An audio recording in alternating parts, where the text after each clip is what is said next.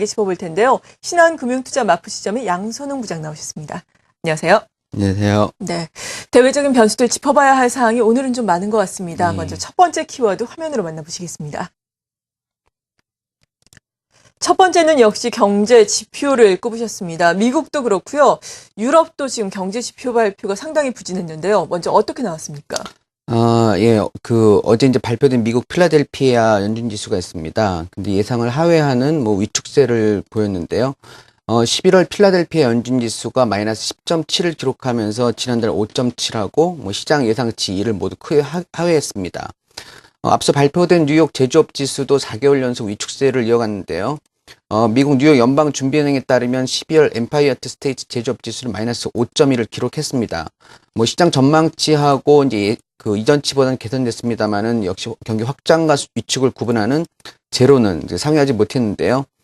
또 지난주 미국에서 새롭게 청구된 실업수당 청구 건수 역시 급증세를 기록했습니다. 노동부 발표에 따르면은 지난주 신규 실업수당 청구 건수가 지난주 대비 7만 8천 건 늘어난 43만 9천 건을 기록했다고 밝혔는데요. 하지만 이제 어제 발표된 경제 지표는 일정 부분 허리케인 샌디의 영향으로 경제 활동이 좀 위축된 상태였기 때문에 지표가 상당 부분 왜곡되었을 가능성이 있는 만큼 그 추이는 좀 더 지켜봐야 할 것으로 보여지고요. 또 앞서 발표된 유로존 관련 지표 역시 3분기 GDP 증가율이 마이너스 0.1%로 2분기 연속 마이너스를 기록하면서 경기 침체 기록 간주가 되었습니다. 유럽 증시의 하락을 이끌었는데요. 아시다시피 재정 위기를 겪고 있는 남유럽 국가들의 그 긴축 정책 영향이 큰 만큼 새로운 큰 의미를 부여하기보다는 좀 더 추이를 관찰하면서 지켜보아야 할 것으로 판단되고요. 이러한 부진한 경기 지표가 역으로는 최근에 미국의 재정 긴축이라든지 그리스 문제 해결에 촉매가 될 수 있다는 점도 생각하셔야 할 것 같습니다. 네, 이렇게 경제 지표가 어떻게 발표가 됐는지 우리가 어떻게 해석을 해봐야 하는지 전반적으로 알아봤고요. 두 번째 키워드 이어서 화면으로 역시 만나보시겠습니다. 두 번째는 수급을 꼽아주셨습니다. 최근에 외국인의 순매도는 계속해서 이어지고 있는데 어제도 그렇고 그저께도 그렇고 거래소 시장에서는 기관이 비교적 큰 폭으로 순매수를 단행을 했습니다. 특히나 연기금 쪽에서 매수 물량이 들어왔고요. 투신권도 역시 또 순매수를 해주고 있는데요. 수급을 봤을 때 앞으로의 방향성 우리가 어떻게 전망을 해볼 수 있을까요? 예, 최근 시장을 보면 최근 시장을 방어하고 있는 단연 개인하고 기관입니다. 근데 아시다시피 외국인들은 11월 들어서 거래소 기준으로 이제 한 5,300억 건 가량 매도하면서 재정 절벽 이슈라든지 환율 문제에 민감하게 반응하는 모습이 있고요. 반면에 기관 그 중에서도 연기금이 약 3,700억 가량을 순매수하면서 시장의 그나마 버팀목이 되어주고 있습니다. 네. 근데 아시다시피 개인들의 매수세도 지속되고 있지만 연속성이라든지 집중력이 없다 보니까 영향이 크지 않고요. 또한 최근 펀드 환매가 좀 주춤해지면서 펀드 내 현금 비중이 좀 높아진 투신권의 매수 여력 또한 상승하고 있어서 향후에는 좀 주목을 해야 할 것으로 보여집니다. 오늘도 보면 이제 연기금과 투신권이 주로 이제 매수를 하면서 시장을 좀 받쳐주고 있는 편인데요. 어쨌든 시장이 이제 지난번 외국인 중심에서 지금 기관으로 넘어오면서 기관 매수 종목, 특히 연기금에 대한 관심을 좀 가져야 할 것으로 보여지는데요. 종목별로도 보면 11월 들어서 연기금이 가장 많이 산 종목이 삼성전자, SK 하이닉스, LG 디스플레이, LG 전자와 같은 대형 IT주를 비롯해서 지주사인 SK나 GS, LG 등이 양호한 종목 흐름을 보이고 있습니다. 올해 주식 비중 계획이 19.3%임 감안할 때 향후는 약 5조 원 정도 가량 추가 매수 여력이 있는 만큼 지금처럼 시장이 힘들 때는 확실한 안전판 역할을 하고 있는 연기금의 매수 종목, 앞서 말씀드린 IT 대형주나 지주사 종목에 대한 관심을 가지는 것이 투자 힌트가 되지 않을까 생각합니다. 네, 그런데 여기서 한 가지 추가 질문을 간략하게 더 드리고 싶은데요. 거래소에서는 이렇게 연기금을 비롯한 기관이 최근 요 며칠 동안 순매수를 하면서 좀 어느 정도 받쳐주고 있는데 코스닥 시장에서는 연기금이 오늘도 100억 원대 순매도를 보이고 있거든요. 기관의 대규모 매물 출회가 계속해서 이어지고 있는데요. 기관이 이제는 코스닥에서 차익 실현을 하고 거래소로 옮겨온다라고 봐도 되는 건가요? 그렇게 확실히 단언될 수는 없겠는데요. 근데 최근의 움직임을 보면 일정 부분 그런 움직임이 좀 감지되고 있는 건 사실입니다. 얼마 전에 발표된 SM의 실적 발표 이후에 실망감이라든지 그런 거 영향을 좀 받은 것 같은데요. 거래소에 낙폭 관련한 종목들이 많이 있어서 그런지 그런 쪽으로 조금은 옮겨가 있는 조짐도 보이고 있는 것 같습니다. 네, 아직까지 확실하게 진단을 하기에는 이르지만 조금씩 그런 흐름이 보이고 있다라고 평가를 해주셨습니다. 마지막 키워드 역시 화면으로 만나보시겠습니다. 마지막은 반등 기대 구간입니다. 이제 바닥을 다지고 반등을 좀 어느 정도 거래소 같은 경우에는 기대를 해봐도 된다라는 말씀이신 건가요?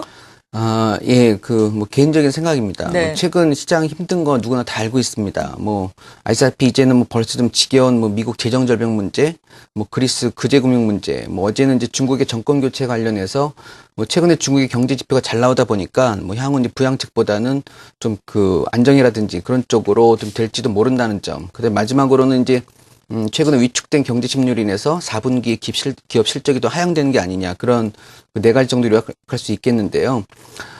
먼저 재정 절벽 문제 관련해서는 오바마가 주장하고 있는 뭐 부자들의 자본 이득세 인상과 관련해서 과도하게 뭐 상승할 수도 있는 배당세율을 뭐 적정 수준으로 맞추기 위해서라도 공화당이 민주당과 뭐 타협을 통해서 자본 이득세 인상을 어느 정도 허용하면서 대타협의 가능성이 훨씬 커 보이는 상황입니다.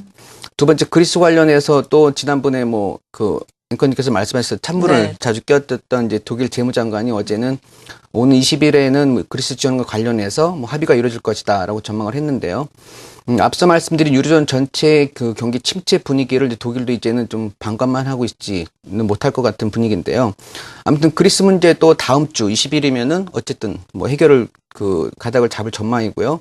세 번째, 중국과 관련해서도 9월, 10월 경제 지표가 이제 개선되면서 3분기를 바닥으로 4분기부터는 성장률이 개선될 것이라는 기대감이 형성되고 있지만, 이러한 점이 이제 오히려 정권 교체 이후에 뭐 대규모 부양책보다는 뭐 구조개혁이라든지 안정을 강조할 것으로 예상되면서 그동안 증시에 부담을 좀 주은 면이 있었는데요.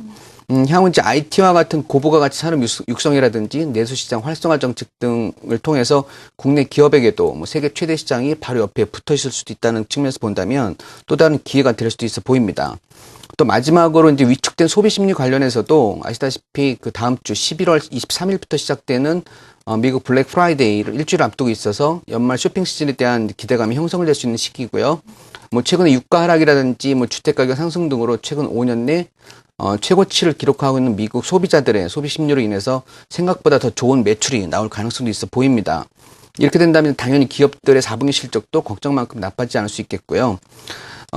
이렇게 네 가지 시장 반등한 가능한 이유를 정리해 봤는데, 사실 다른 거 다 필요 없습니다. 네. 뭐 이 네 가지 반등 가능한 이유를 한마디로 정리해보자 한다면, 너무 많이 내렸다, 이렇게 한마디로 표현할 수 있을 것 같은데요. 낙폭 과대만큼 확실한 반등 이유도 없을 것 같습니다.